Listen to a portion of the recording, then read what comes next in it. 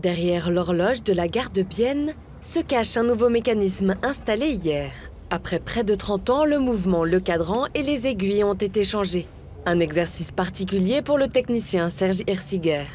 Des horloges de façade, ça ne se fait pas tout quotidiennement, hein, il faut se le dire. Par contre, c'est des projets qui sont très intéressants et qui sortent un peu de l'habituel, puisque on accueille un système déjà existant, une structure existante, et c'est de l'adaptation, c'est plus de la restauration de l'intégralité de l'horloge. Avant d'accueillir ces nouvelles pièces, la gare de Bienne n'avait plus d'horloge de façade du tout pendant près d'un mois.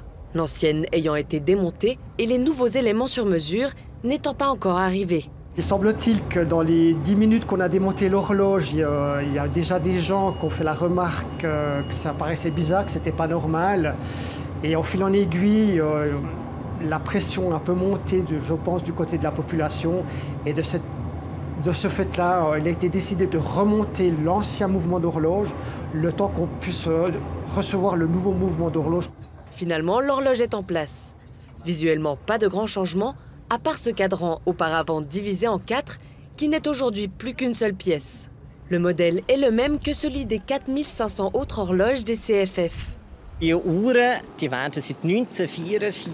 Ces horloges existent depuis 1944. C'est le même modèle qui existe en différentes grandeurs.